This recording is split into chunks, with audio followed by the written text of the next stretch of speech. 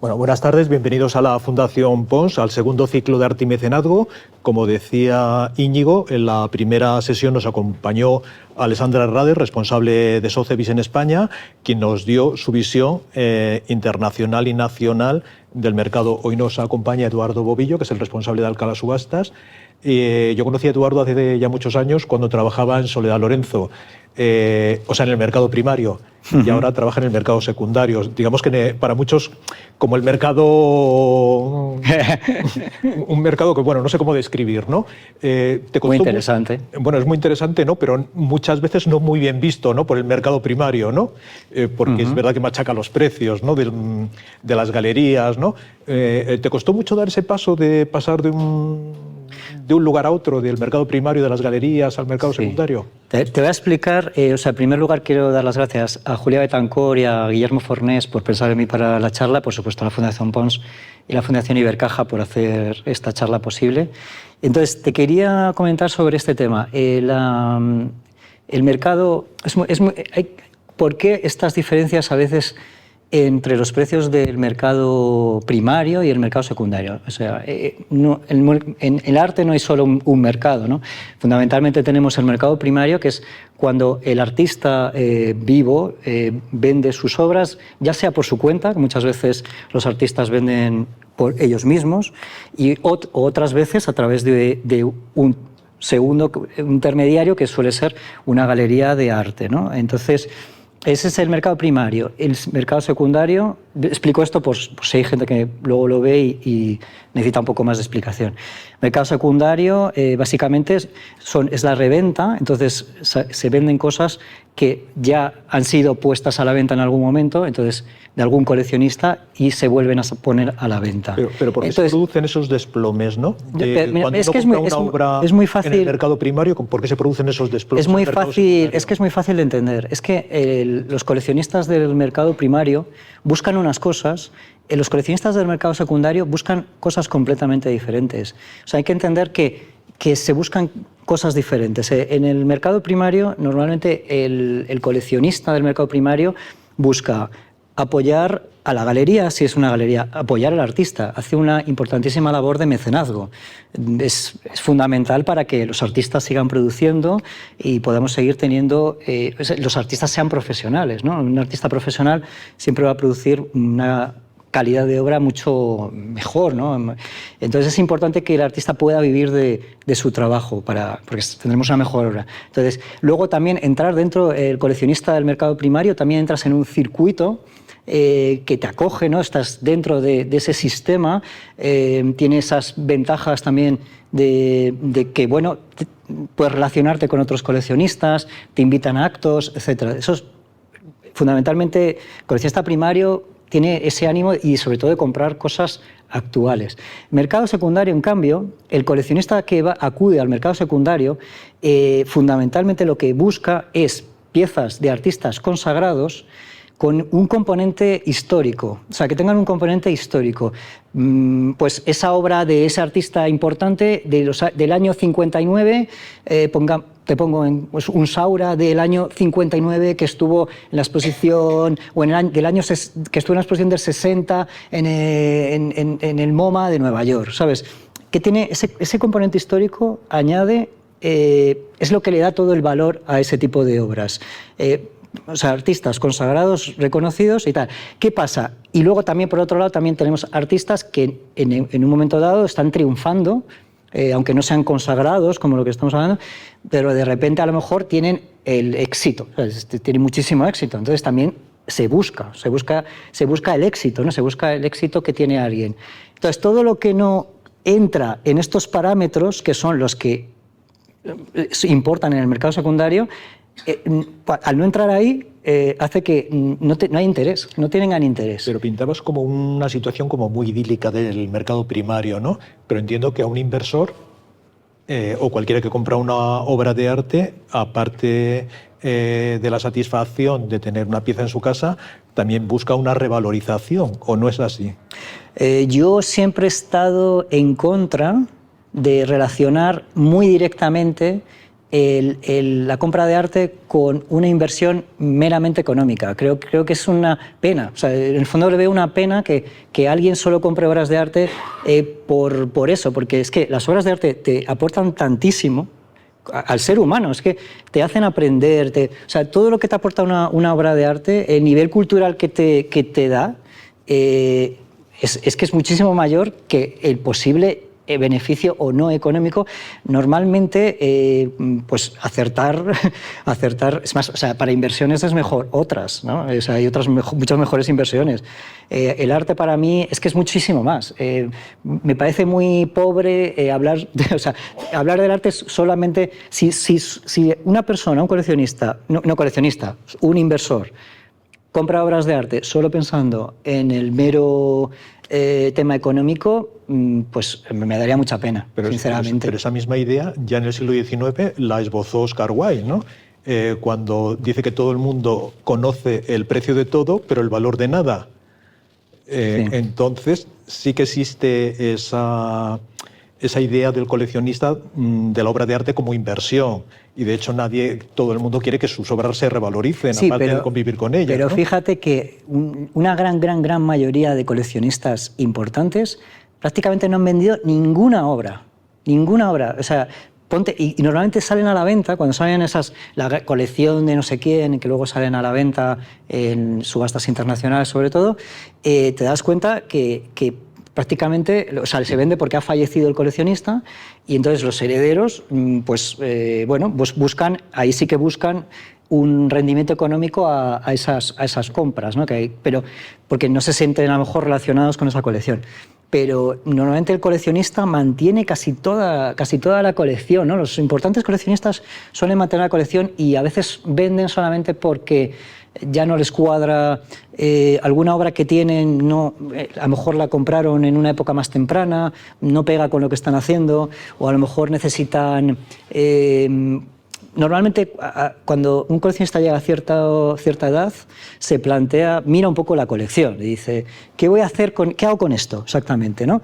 Y normalmente decide, selecciona qué cosas deben mantenerse en la colección. O sea, hacen esa labor. El buen coleccionista hace una labor de comisario, en el fondo. ¿Y en qué momento un coleccionista deja pone punto y final a una colección? Porque es verdad que se va perdiendo como el entusiasmo por los coleccionistas que yo conozco, ¿no? Empiezan con mucho brío, pero ese brío se va apagando, ¿no? Y llega un momento que no quieren seguir almacenando obras. ¿En qué punto se acaba?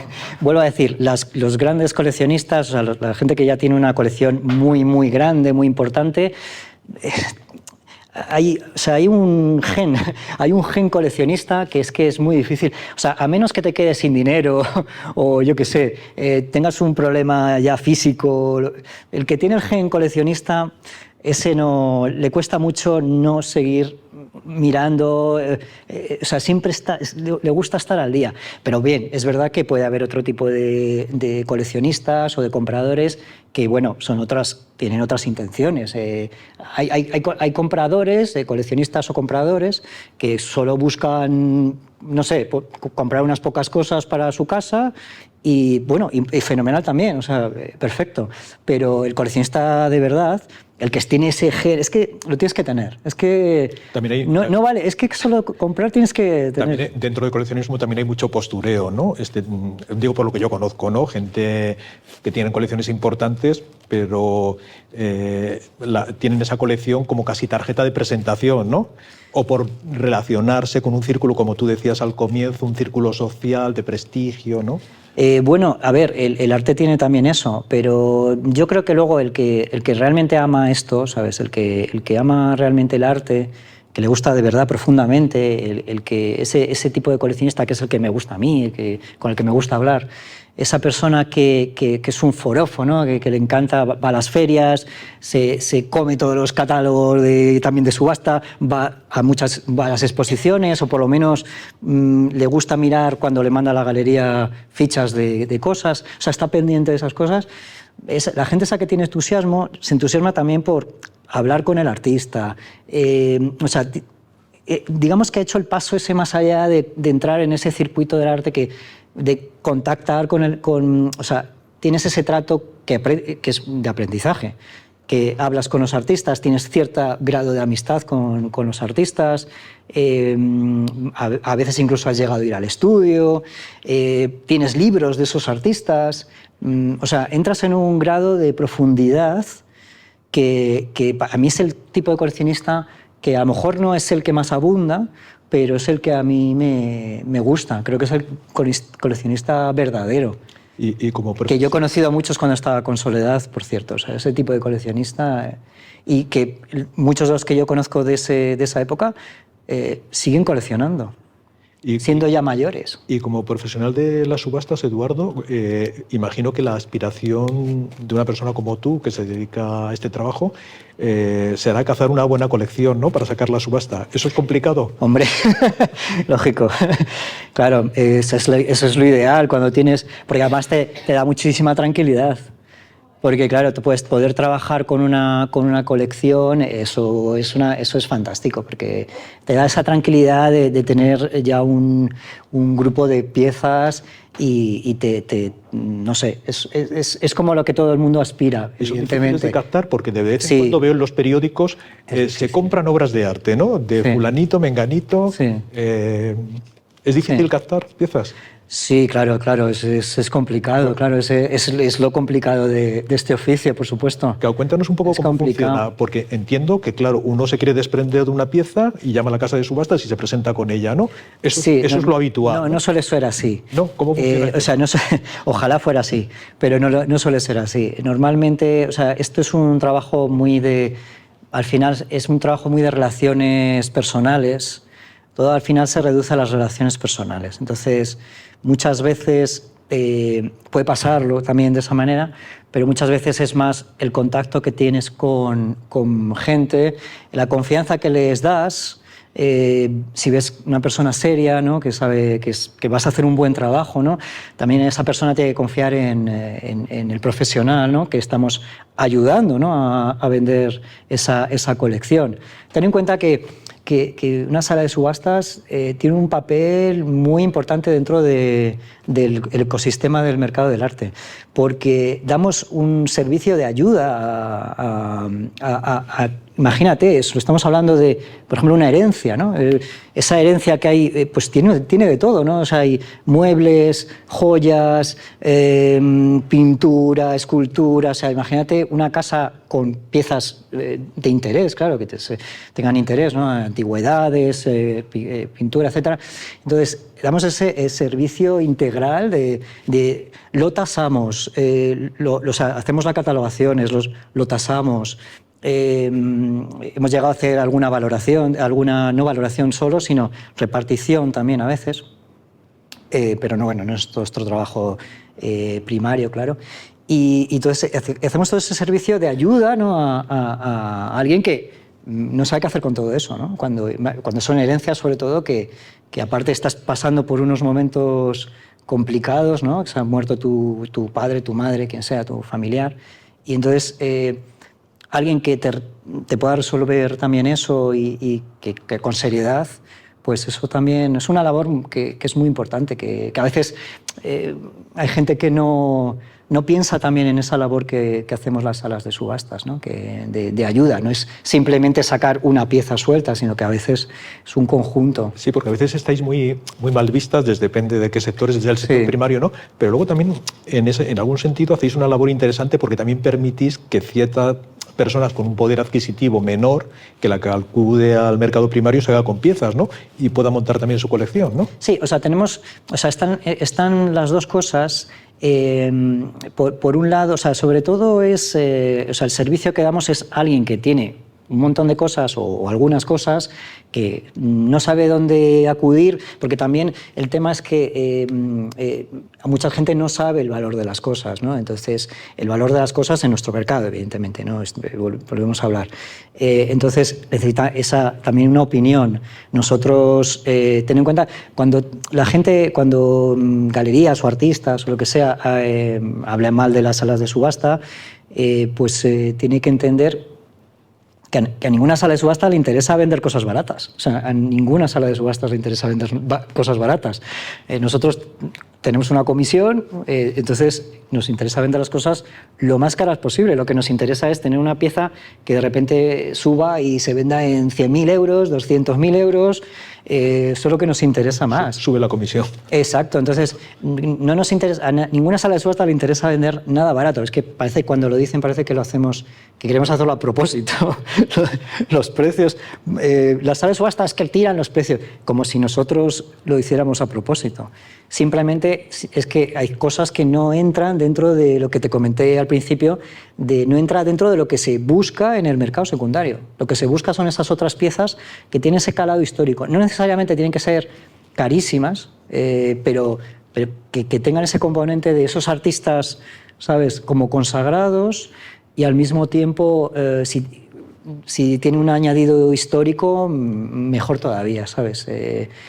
Bueno, por supuesto, en pintura antigua, fundamental, ¿no?, ciertas cosas, pero en contemporáneo, en arte moderno, pues siempre buscas esa pieza, pues esa obra surrealista del año 30 de no sé qué, esa pintura abstracta del paso del 59 o del 60, porque es esas piezas que tienen esa bibliografía. Claro, y imagino que ahí acude también el mercado primario, ¿no?, para hacerse con ciertas piezas que no tienen, ¿no? Imagino que hay galerías de tipo histórico, por ejemplo, como Guillermo de Osma, que busca algunas piezas de ese tipo, ¿no? Sí. ¿Acuden los galeristas A ver, también? las galerías de mercado secundario, ¿no?, que se dedican más a la compraventa, están en nuestro mercado. Esas, evidentemente, si ven algo interesante, claro que van a por ellas. Lo que sí que es verdad que, por ejemplo, las galerías de arte primario, ¿no?, los que trabajan con las galerías, son las que no suelen comprar, normalmente no acuden a comprar nada en las salas de subastas. No, son más las galerías que se dedican Sí, a las piezas más de vanguardia histórica, ¿no? Sí, o sea, por supuesto, las galerías que hacen mercado secundario, Acuden a las subastas. o no necesariamente galerías, sino también profesionales. Hay gente que no tiene galería, pero bueno, también trabaja, también asesores, por supuesto, que compran para colecciones. También acuden, o sea, pero fundamentalmente, o sea, yo creo que el mayor número de gente que compra son coleccionistas y compradores también, en general compradores y coleccionistas son los que acuden a comprar en una sala de subastas. Bueno, estamos aquí en la Fundación Pons, en un ciclo que se llama Arte y Mercado, y yo te quería preguntar si el arte es una buena inversión, ¿no? Inversión, no estamos hablando del placer que te produce. Sí, no estamos hablando de cosas etéreas, ¿no?, sino de cosas más terrenales. Porque yo he visto ejemplos concretos, como por ejemplo en Arcos han vendido piezas, vamos a decir el nombre incluso, de Eduardo Arroyo por 100.000 euros, en una galería que también podemos decir el nombre, Álvaro Alcázar, y hemos encontrado piezas similares en subastas a 10 veces, un precio 10 veces menor, ¿no? Eso es un descalabro brutal para un inversor, quien contempla el arte como una inversión. ¿Eso es así? Bueno, yo te digo que, como te comenté al principio, yo nunca hablo, o sea, no me gusta hablar del arte como una mera inversión. Puede serlo, o sea, y hay accidentes involuntarios a veces, ¿no? Sí que es verdad que a lo mejor un buen asesor puede a lo mejor ayudar un poco en este campo, pero realmente es súper difícil acertar exactamente, por lo menos a largo plazo es muy difícil saber si ese artista va a seguir siendo interesante. Lo que sí que yo veo muchas veces en el campo de la inversión, si nos ponemos a hablar de inversión, creo que sí que es verdad que hay, en España, bueno, y en todos los países, sí que hay artistas históricos, me refiero a artistas históricos, que quizás tú los ves y dices, ¿por qué esto no vale más? Y dices, en algún momento tiene que haber un interés mayor por el mercado del arte por estos autores, ¿sabes? No sé, por ejemplo, yo siempre digo, los años 80 incluso y finales de los 70, todos estos artistas de esa época en subastas están muy mal de precios, en general, ¿no? O sea, por supuesto hay excepciones. ¿Y a qué crees que se debe? Porque claro, No tengo yo ni muchas veces pienso si Palazuelos, Saura Sí. o Chillida o Teiza, ¿no? fueran americanos, sus precios, Sí. sus cotizaciones serían estratosféricas, Por ¿no? supuesto, Y por sin embargo, supuesto. ¿por qué el mercado español es incapaz de situar, ¿no?, a esos artistas Sí. en un nivel más premium, ¿no? Bueno, yo siempre he pensado, por ejemplo, uno de mis artistas históricos favoritos, que es José Guerrero, que es un artista que siempre me ha apasionado. Y en general me gusta mucho la escuela de Nueva York. Y, por ejemplo, José Guerrero, si tú miras ahora cosas de la escuela de Nueva York, José Guerrero no, como que nunca ha estado allí, ¿sabes? Esteban Vicente. Y Esteban Vicente, ¿no? me parece, o sea, es como que ha sido apartado de ahí, ¿no? Cuando tiene todo el derecho de estar ahí. Ten en cuenta que José Guerrero empezó exponiendo, bueno, no exactamente empezó con eso, pero su galería fundamental al principio fue Betty Parsons. Betty Parsons heredó los artistas de Peggy Guggenheim cuando Peggy dejó la Galería Art of this Century.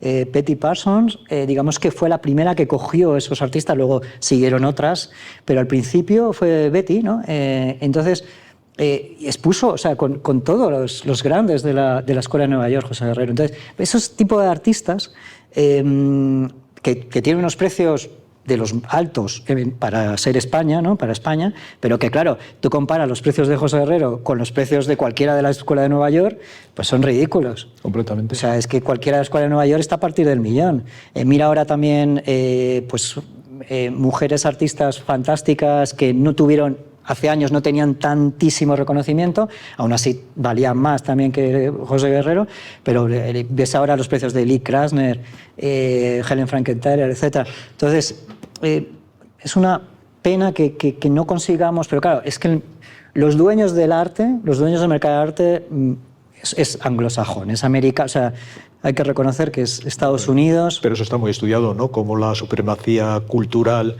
norteamericana, incluso durante la Guerra Fría, y hay muchos libros que explican cómo la CIA financió a todo el expresionismo abstracto y lo colocó en el mercado, ¿no?, frente a lo que ocurrió con las vanguardias soviéticas, ¿no? Sí, entonces, pero España ha sido incapaz de hacer una labor en ese sentido de situar. Tuvimos ese pequeño éxito al principio con los artistas del Paso, ¿no? En las exposiciones que he mencionado antes del año 60, ¿no? En el MoMA y en el Guggenheim, pero luego ha habido algún intento, en los 80 también se hizo algún intento similar y tal, pero realmente sí es verdad que los artistas hispanos no consiguen, o sea, sí que no voy a decir que no hay ningún reconocimiento porque no sería verdad, porque Jaume Plensa ha tenido muchísimo éxito, por supuesto a gente, Uslé vivió en Estados Unidos, o sea, había artistas que han tenido también, españoles que han tenido su éxito, pero o sea, los dueños del mercado del arte pues son las grandísimas galerías. Y bueno, las cosas van por otro sitio. Entonces, es muy difícil competir con eso. Claro, las galerías españolas compiten malamente con las internacionales, ¿no? Pero las casas de subastas españolas también tienen un papel difícil, ¿no?, frente a las grandes como Sotheby's, ¿no?, Bonhams o Christie's, ¿no? Bueno, ¿por qué no se ha articulado una casa de subastas potente en España? ¿A qué crees que se debe? Bueno, porque, a ver, las salas de subasta, como las galerías y como muchas empresas en España, somos pymes, o sea, somos pequeñas empresas que bueno, pues de un accionista o pueden ser varios accionistas de la empresa, pero al final son intereses de empresarios particulares que, bueno, por tradición o por lo que sea, o porque les encanta, porque les apasiona el mundo del arte, pues, y también son coleccionistas muchas veces, pues les interesa hacer una sala de subastas, o los ha interesado en el pasado,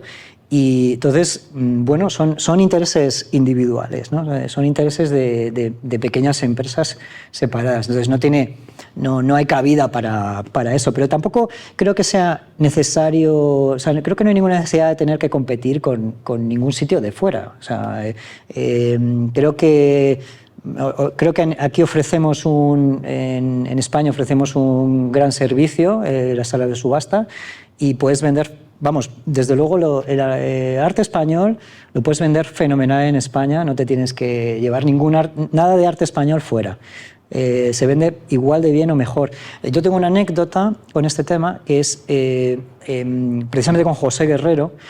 Hubo una época, estábamos pues en una época cuando estábamos todavía en la crisis un poco pronunciada, ¿no? Esa crisis de Lehman Brothers y todo eso, pasó que, no sé, es que José Guerrero ahora ya tiene unos precios más altos, pero hubo un momento que el mercado estaba muy bajista, más bajo que ahora. O sea, aunque la gente piense que hay cosas regaladas, estaba todavía más bajo, porque, claro, estábamos en una situación tremenda. Y José Guerrero se vendía muy mal. Entonces, yo tengo una experiencia con una obra que salió en una subasta internacional de José Guerrero, en un precio bastante bajo, fueron como 60.000, o un lienzo muy bonito de los años 80, grande, tipo 60.000 o 70.000, no me acuerdo cuál era la estimación y tal, y se quedó invendido, increíblemente, una obra preciosa, se quedó invendida. Luego, posteriormente, lo sacamos nosotros y la obra pues, se remató en 160.000 euros. Con una estimación que salía en 90.000, se lo sacamos un poco más alto, terminó rematando en 160.000. ¿Qué quiero decir? Que es que muchas veces los compradores de eso es que están en España. Entonces, a veces es un poco absurdo las ganas de sacar artistas españoles fuera de España, sobre todo cuando la obra está en España, quiero decir, porque si está fuera, pues lo entiendo, ¿no? Pero que tiene sus costes, ¿no? Tiene sus costes. Pero Christie's y Sotheby's tienen aquí delegaciones, precisamente para captar algunos nombres. ¿Cuáles crees que son los artistas que mejor funcionan a nivel local y a nivel internacional? ¿Cuáles son los artistas, artistas fetiche? Yo desde luego pienso que cualquier artista español se puede vender igual de bien aquí. O sea, ya no voy a entrar en a lo mejor Picassos, lienzos de Picasso, cosas ya que aquí posiblemente nunca se venderían. No, a lo mejor sí se vende porque hay muy buenos coleccionistas españoles de Picasso también, aquí en España. No menospreciemos los coleccionistas españoles, porque hay colecciones muy importantes que tienen muy buenas obras, como estamos hablando de Picasso y tal. Pero bueno, yo creo que el arte español se vende fenomenal, se puede vender fenomenal aquí en España, no necesitas sacarlo para nada. Sí. Otra cosa es artistas ya muy internacionales, etc. Aunque yo también, por ejemplo, en la subasta de octubre del año pasado, saqué una obra de George Condo, ya del año 90, creo recordar, un lienzo. Era un poco raro, no era de los que gusta a lo mejor tanto fuera de España, esos que son un poco picasianos, ¿no? Más de los del Condo de la última época. Este era un Condo un poco diferente, incluso yo hice un texto y dije que era un poco mironiano, ¿no? Porque tenía como algo así, esas formas biológicas tipo Miró y tal, y esa obra que salió en 60.000 se remató en 100.000, y pienso que fue un remate muy, muy bueno. Por supuesto, que puede competir con los remates internacionales. ¿Por qué? Porque es una pieza rara, ¿sabes? Una pieza rara, y quizás destaca mucho más en mi subasta, que a lo mejor ellos no lo hubiesen puesto en una buena subasta, porque no eran los que se venden bien. Y en cambio, a lo mejor si tienes un Condo buenísimo y tal, pues a lo mejor sí que merece más la pena sacarlo, pero fuera. Pero este en particular, seguramente nosotros lo íbamos a defender mucho mejor, porque nosotros le damos mucha importancia, y en cambio fuera no sería importante ese Condo, y a lo mejor no se vendería igual de bien fuera. A ver, no sé lo que hubiese pasado si hubiese salido fuera, pero por comparativas creo que se hizo muy buen trabajo, hicimos un muy buen trabajo aquí.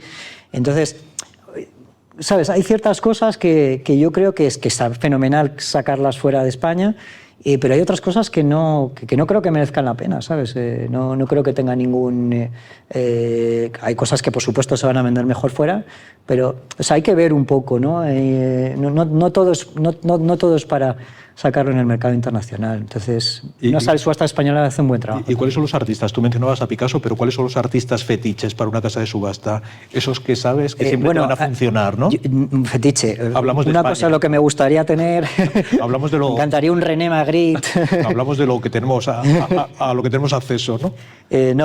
A ver, los artistas españoles típicos que son los que se suelen ver por aquí en España y que son los que más estaríamos interesados en encontrar, pues lo típico, pues un buen lienzo de José Guerrero, un buen lienzo de Saura, pues todos estos del Paso, ¿no? En general, Millares, por supuesto Zóbel, Fernando Zóbel, que como bien sabes, pues ha habido un interés tremendo, ya lleva bastante tiempo, ¿no? De interés sobre todo por el mercado filipino, ¿no? Y español también.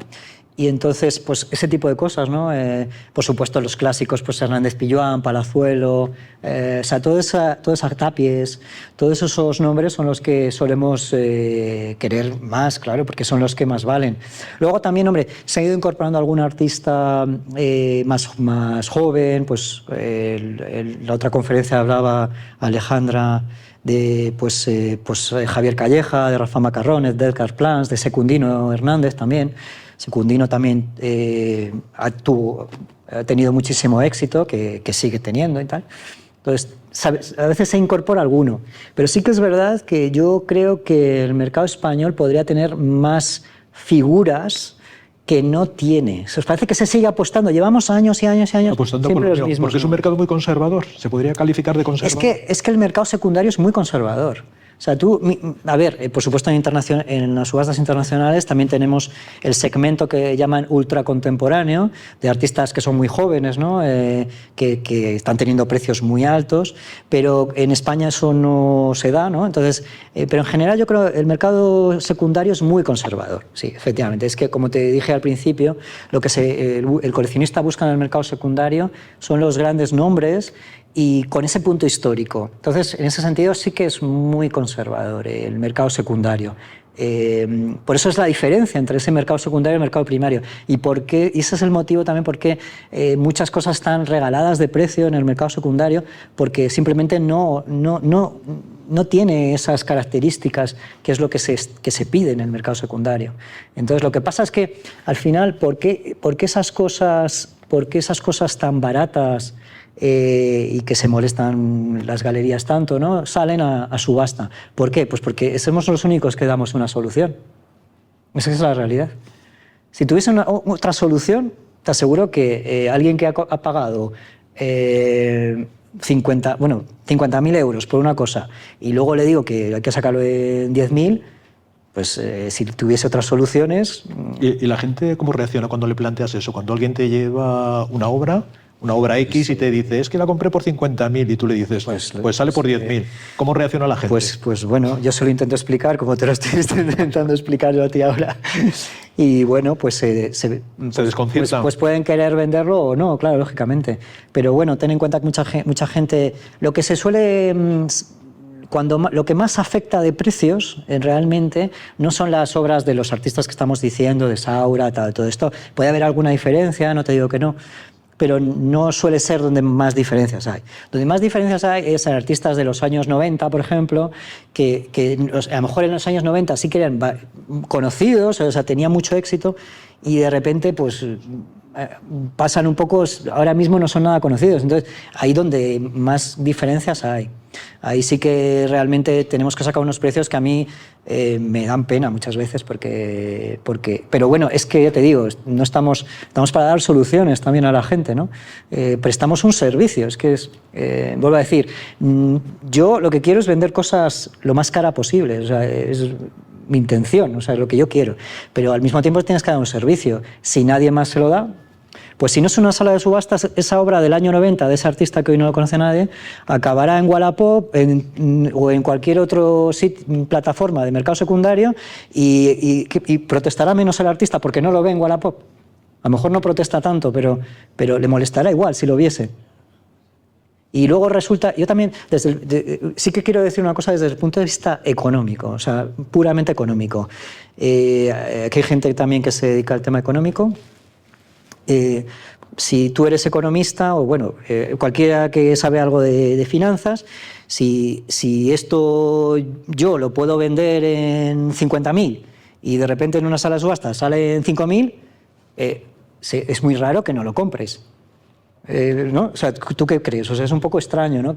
Entonces, quizás es que el precio ese que habían puesto, el precio de galería no corresponde con la realidad.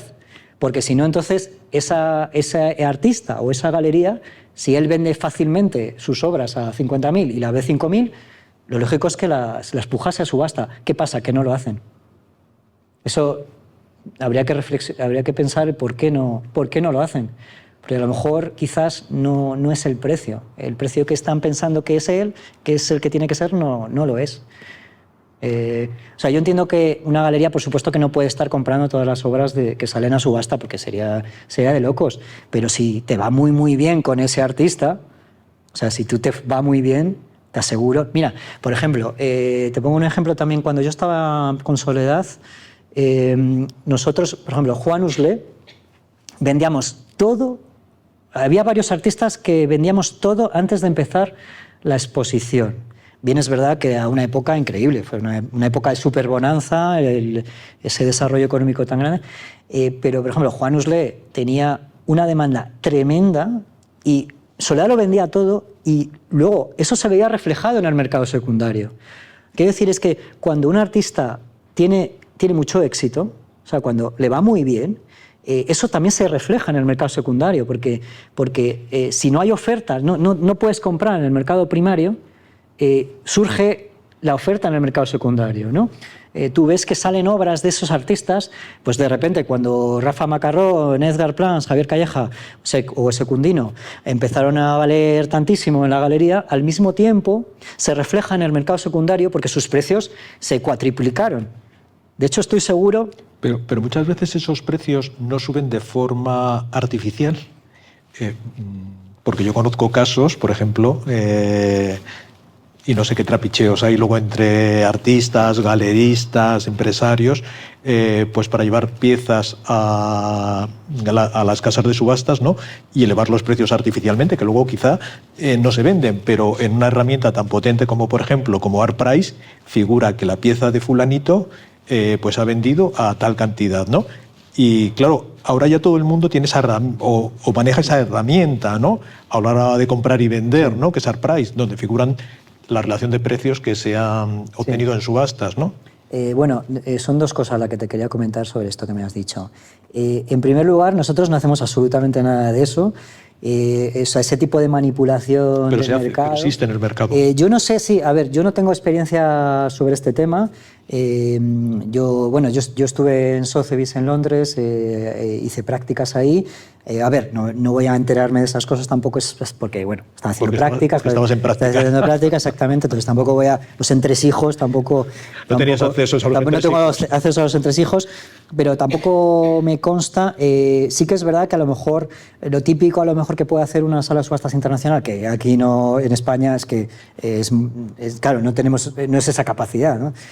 Pues a lo mejor lo típico es que antes del día de la subasta tengas alguna pieza importante que por lo que sea no tienes nada, está frío, ¿no? O sea, lo tienes frío ese lote, y entonces a lo mejor sí que la sala de subastas llama a la galería, al galerista o a los galeristas para que lo apoyen, o a lo mejor a un gran coleccionista para que también apoye que no caiga los precios de artistas que coleccionan mucho, ¿no? Cosa que es una mentalidad muy interesante y diferente a la que hay en España a veces. En España a veces parece que la gente quiere que las cosas valgan muy poco. Y yo a veces les digo, tú eres coleccionista de este artista, no sé por qué te interesa tanto que yo te venda estas cosas tan baratas cuando te está afectando a tu colección. Claro. Fuera, en cambio, muchos coleccionistas, su mentalidad es lo contrario, es apoyar algo para que no caiga, ¿no? Porque lo que quiere mantener su patrimonio, ¿no? de tal. Entonces, o sea, en España ya te digo que no, fuera pues pueden hacer ese tipo de cosas, no sé muy bien.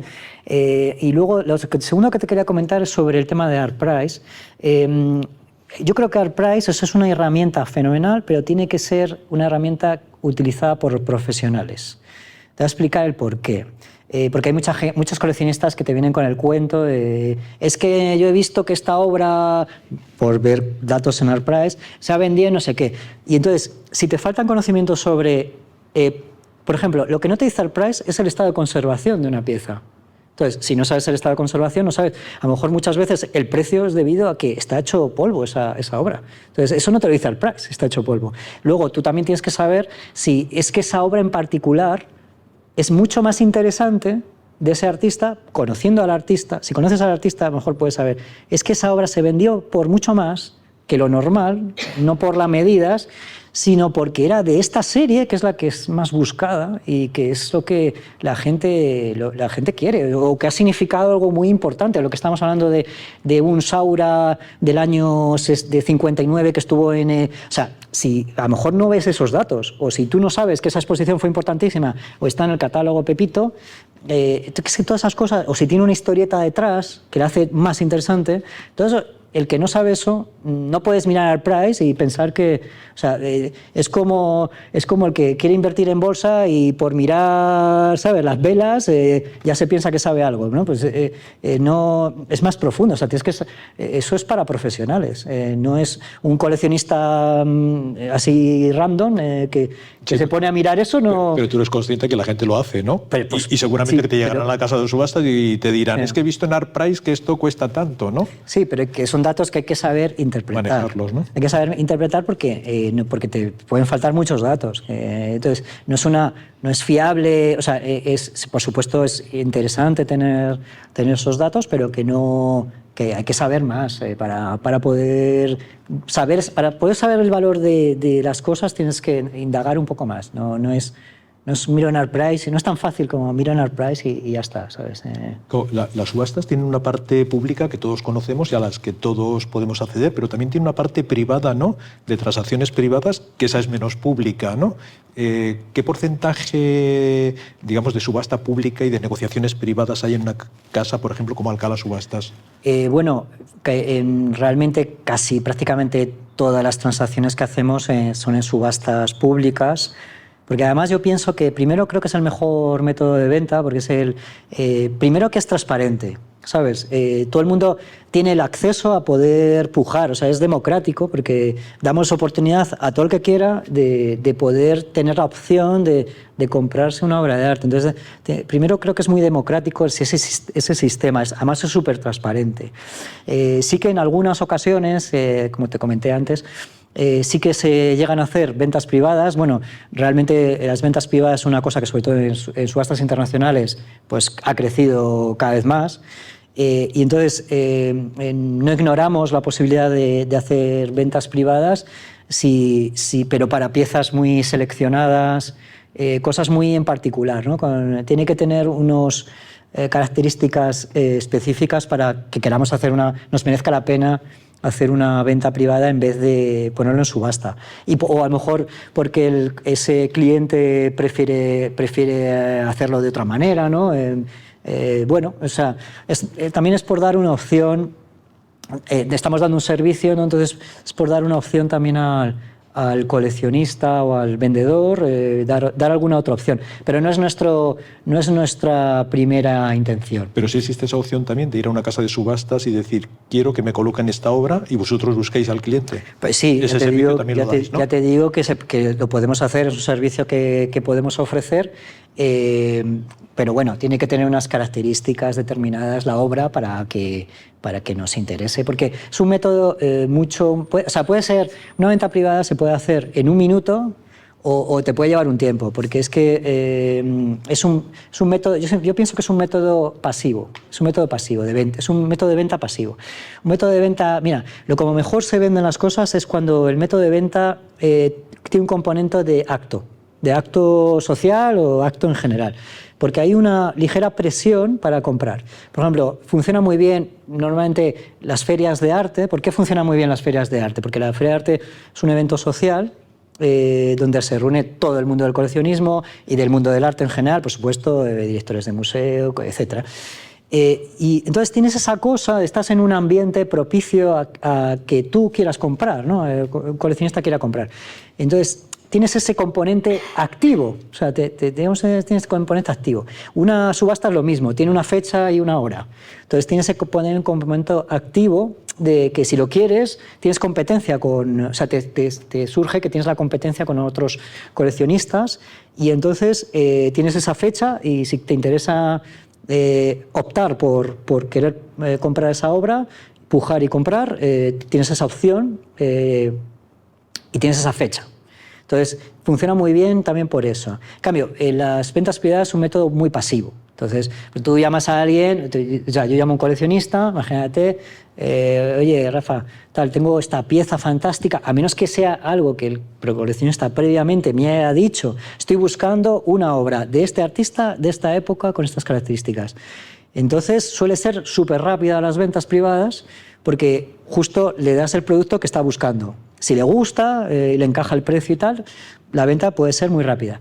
Si no es así, o sea, si no es alguien que te está buscando previamente, sino que tú piensas, este coleccionista tiene obras de este artista, le puede interesar y tal, pues se puede hacer un poco también largo porque es pasivo, o sea, el coleccionista está pues tranquilamente y tal, y bueno, le llegan muchísimas ofertas de un montón de cosas, claro, no solo la mía. Entonces, pues bueno, puede ocurrir que no. Y a lo mejor a veces me ha pasado que ofrecer alguna obra en venta privada y luego sacarla a subasta y venderla, incluso venderla mejor que el precio que teníamos pactado en venta privada. Pues porque es así, Entonces, bueno, la venta privada puede ser muy bueno para algunos casos, pero pienso que la subasta es un método más democrático y que tienes más opciones de venta. Llegas a mucha más gente, quiero decir. Hablabas hace un momentito de las ferias de arte contemporáneo, ¿no? En la pasada edición de Arco hubo un apagón de algunas galerías, o de todas, no recuerdo ahora mismo, pero algunas se apagaron sus stands en protesta por la aplicación del IVA del 21%, ¿no? Uh-huh. ¿Es caro? ¿El arte se puede considerar un producto de lujo? O es mucho más alto que en otros países europeos, ¿no? Sí. Pero ¿estamos hablando de un producto de lujo cuando compramos una obra de arte? Es que, claro, para mí el arte es muchísimo más. Entonces, para mí el arte es cultura, es algo que te enseña tanto. O sea, ver obras de arte, aunque no seas coleccionista, si eres coleccionista es que has dado un paso más allá, que es muy profundo ese paso. Pero aunque no seas coleccionista, es que el mero hecho de ir a ver exposiciones, estar implicado con las artes plásticas. Bueno, hay gente que le encanta la cultura, pero no las artes plásticas, o sea, encanta la música clásica, el teatro, fenomenal.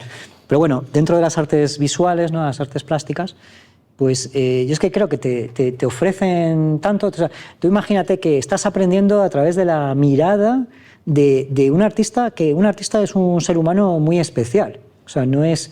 yo no me considero, o sea, yo no me compito en ese campo con un artista, porque un artista es un ser humano realmente especial. O sea, mira las cosas, mira el mundo de otra manera. Entonces, es muy bonito el aprendizaje de cuantos más artistas conoces, más bonito, porque ves un poco cómo el artista está viendo el mundo, ¿no? O cosas que le preocupan, o cosas de... O sea, los temas pueden ser muchos, o sea, pueden ser lo que sea, pero es una manera, o incluso solamente ver Juan Uslé, por ejemplo, que tiene... Él hace muchísimas fotografías, y tú, si ves las fotografías de Juan, tú ves cómo mira Juan para hacer sus cuadros. Tú ves los cuadros, ves las fotos, te das cuenta de la relación que tienen, porque es la manera que está mirando el artista. Entonces, lo que te quiero decir es que para mí el arte es muchísimo más, entonces que aporta tantísimo más que claro, volvemos otra vez al tema económico, pues reducirlo a tal. Pero bueno, yo creo que las galerías, por supuesto que me parece una pena que no puedan tener no se pueda tener un IVA más competitivo para una galería, porque no sobre todo en las ferias internacionales, es difícil con el mismo producto competir con otras galerías. Vivimos en un mundo actualmente muy revuelto, ¿no? Donde todas las mañanas cuando amanecemos ITRAN nos sorprende con con algún discurso, ¿no? Imagino que todo esto afecta muchísimo, ¿no? A cualquier mercado, y no sé de qué forma al mercado del arte, ¿no? Pues el mercado del arte tiene como otros ritmos. ¿O no? Es que el mercado del arte tiene otros ritmos, ¿sabes? No va tan deprisa, para bien o para mal, no va tan deprisa como otras cosas, ¿sabes? O sea, la bolsa sí que tiene una relación muy directa con lo que está pasando en el momento preciso, ¿sabes? O sea, Donald Trump, subo los aranceles, el SP500 para abajo, ¿no? Entonces, esa tiene una relación más directa. Pero el arte es como que va con otro ritmo y entonces... a ver, si la crisis es pronunciada, entonces termina afectando profundamente. O sea, como pasó con lo de Lehman Brothers y tal, termina afectando. Pero si no, o sea, los cambios no son tan repentinos, ¿sabes? No de repente eso deja de haber interés en comprarlo ¿sabes? Tiene que ser una cosa muy prolongada en el tiempo, o sea, tiene que ser una cosa más estructural. ¿Qué papel están jugando los nuevos coleccionistas en la activación del mercado del arte? ¿Se puede hablar de un relevo generacional o los coleccionistas? ¿O tenemos los históricos, las Coplovis, los...? Pues mira, es un tema que creo que, o sea, se hacen, por supuesto, todas las galerías hacen una grandísima labor para atraer a nuevos coleccionistas, a gente un poco más joven y tal, y por supuesto que los hay, también hay coleccionistas más jóvenes, pero el grueso, siendo sinceros, el grueso de los coleccionistas sigue siendo gente que empezó con Arco o un poco antes. O sea, son gente que empezó en los años 70, 80... Hablamos de las Coplovis, los Abellot... Bueno, estás hablando de los muy grandes y tal, pero luego hay también otros muchísimos también que son buenos profesionales, que tienen muy buenas colecciones, algunos las promocionan, o sea, son conocidos. Tenemos a la asociación 9915, que hace una gran labor de coleccionismo y tal, y ellos también promocionan mucho sus colecciones, y entonces ves el grueso son coleccionistas veteranos, vamos a decir, y sí que hay coleccionistas más jóvenes, pero yo creo que yo espero que haya mucho más impulso. Es que ya te digo, el coleccionismo es que es un gen que hay que tener, se puede potenciar y tal, pero una persona una cosa es comprar unas pocas cosas para tu casa y otra cosa es ser coleccionista. Un coleccionista es un gen que lo tienes que tener. O sea, es esa pasión que tiene un coleccionista de ponerse nervioso porque ha ido a Arco y ve una cosa y está, lo puedo pagar, no lo puedo pagar, le da vueltas. Ese gen o lo tienes o no lo tienes. Y entonces, una persona que a lo mejor le gusta el arte, tiene unos amigos que tienen obras de arte en su casa, qué bonito, no sé qué y tal, a lo mejor compra algo y tal. Y a lo mejor tiene buenos asesores y le indican compra cosas y tal, pero claro, el paso más allá es tú querer seguir comprando durante muchos años, pues oye... ¿Y tú crees que el coleccionismo es una pasión que se hereda? Porque yo conozco muchos coleccionistas, como tú, ¿no? Y muchas veces manifiestan su preocupación por lo que va a pasar con su colección. Dicen, no, es que a mis hijos esto no les interesa, ¿no? Yeah. Y a todo esto me viene a la cabeza ahora una frase que me dijo hace muchos años Gustavo Torner, que este año cumple 100 años precisamente, ¿no? Es centenario ya. Y Gustavo siempre decía, uno tiene la obligación de vivir con el arte de su tiempo. No sé si esa pasión del coleccionismo los padres se las transmiten a los hijos o los hijos prefieren hacer sus propias colecciones al margen de los gustos de los padres. Yo creo que hay algunos ejemplos de sí que hay hijos de grandes coleccionistas que a su vez siguen coleccionando, pero por desgracia ahí yo creo que la mayoría no son así. O sea, creo que la gran mayoría de hijos de coleccionistas no siguen coleccionando, por desgracia. Pero sí que es verdad que se incorpora gente que son nuevos coleccionistas, que no tienen que también es muy interesante, porque eso sí que van creciendo haciéndose con sus colecciones. Además, normalmente les gusta promocionarlas. O sea, conocemos a muchos gracias a que antes como que se ocultaba y nadie quería, ¿sabes? Pero ahora justo hay una cosa de querer mostrar más transparente, ¿no? Querer estar en las redes sociales y querer mostrar tu colección, te sientes orgulloso de tu colección y la quieres mostrar, lo que es bonito, pero son como yo creo que es más gente que se va incorporando nueva, ojalá se incorporase más. Y sí que es verdad que hay algunos hijos de coleccionistas importantes que también a su vez han seguido coleccionando, pero muchos por desgracia se pierden para... Bueno, yo siempre le digo al coleccionista que los preocupados por lo que va a pasar con su colección, yo siempre les digo, ten en cuenta que tu colección es tu colección, o sea, es que es tu colección, no es la colección de tus hijos. Si a tus hijos les interesa el mundo del arte, pues harán su colección. Su propia colección. Su propia colección, pero ¿por qué? O sea, esto es una pasión personal. O sea, tu gen coleccionista es tuyo y te ha gustado coleccionar este tipo de cosas. Bueno, tenemos ejemplos de coleccionistas importantes que los hijos han seguido pues, por otra dirección. O sea, su colección no tiene nada que ver o muy diferente con la que hizo su padre. Y entiendo, Eduardo, por otra parte, que os viene muy bien que ciertas colecciones se deshagan, ¿no? Totalmente. Porque es otra forma de activar al mercado, ¿no? Claro, que las piezas vuelvan al mercado. Y luego, aparte, creo que es muy bonito también, una parte muy bonita de nuestro trabajo en una sala de subastas es también volver a sacar al mercado algo que a lo mejor, imagínate una pieza que estaba perdida. Sí, muchas veces hemos sacado piezas perdidas o que no sabían dónde estaban. Los propios artistas, bueno, si el artista ha fallecido, pues el que catalogaba y tal. Y muchas veces hemos recuperado las salas de subastas hacen esa labor también histórica de recuperar, como historiador del arte, quiero decir, de recuperar obras, grandes obras que estaban en paradero desconocido. Bueno, podríamos estar mucho más tiempo hablando, pero me ha dicho María Jesús que teníamos una hora, así que vamos a ceñirnos al guión. No sé si hay alguna pregunta. Y si no, mientras llega la pregunta... Perdón. Hola, muchas gracias. Yo quería preguntarte si has notado en estos años una diferencia en el tipo de público, porque la gente que se acerca a subastas es un público normalmente mayor o de mediana edad.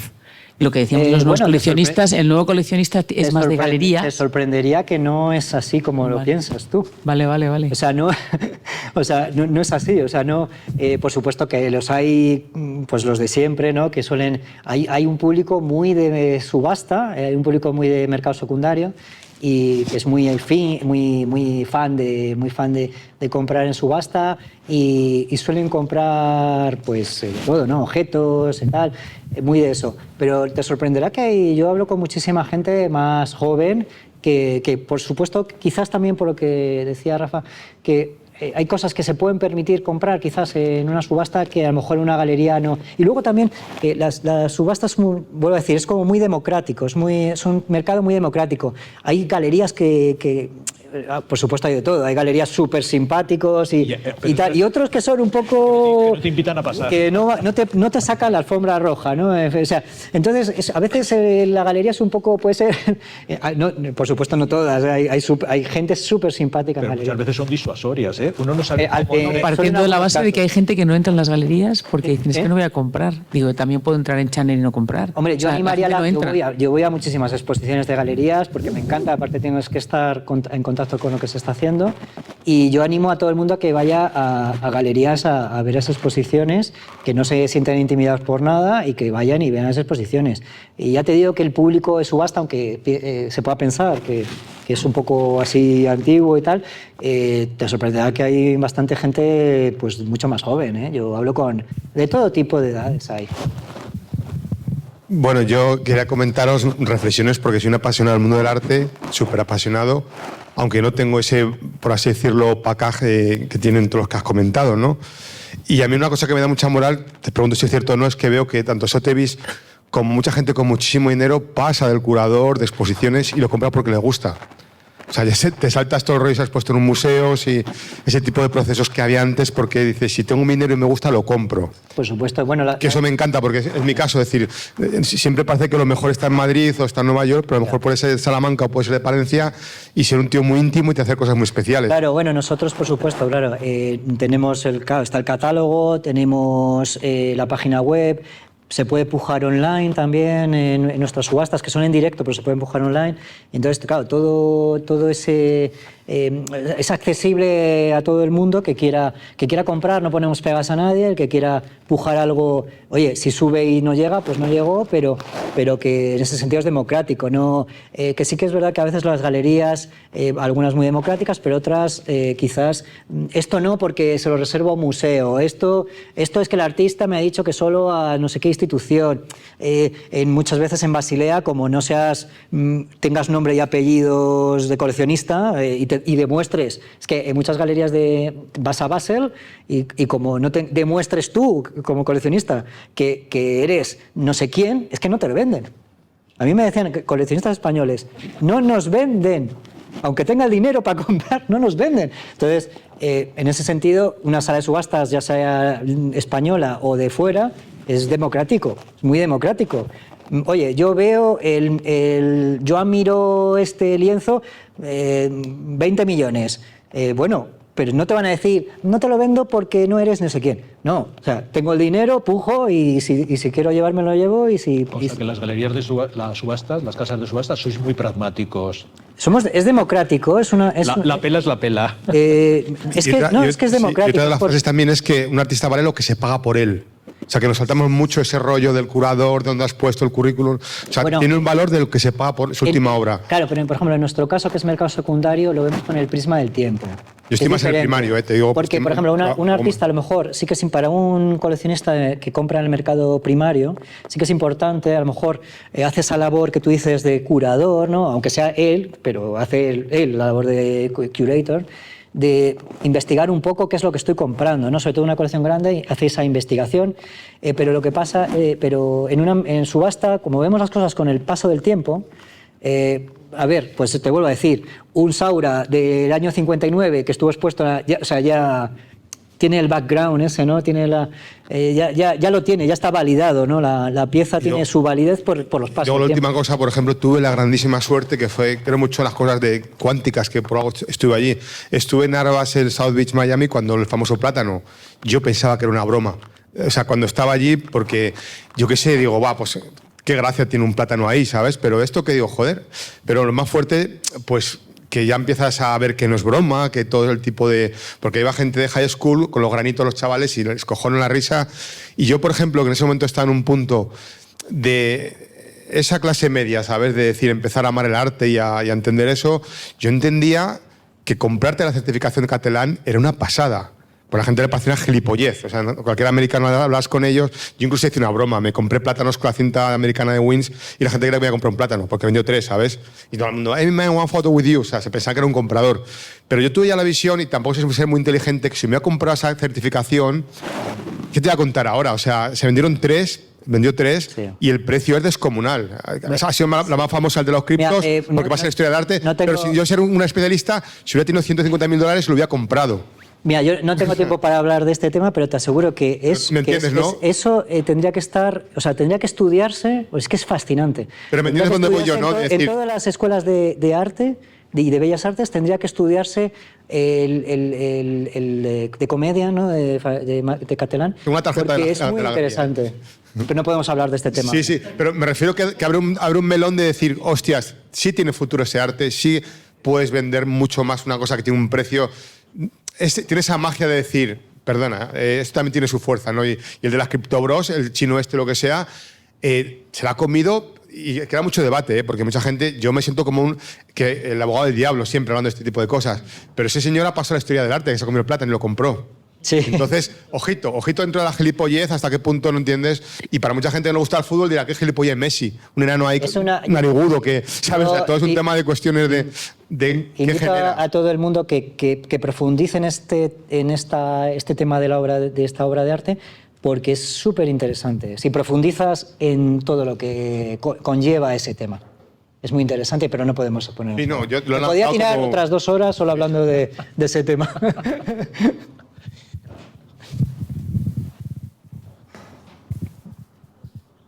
Ya está, ¿no? Vale. Bueno, Vamos. Rafael, Eduardo, muchísimas gracias. A vosotros. Un aplauso, muchas gracias. Gracias a vosotros.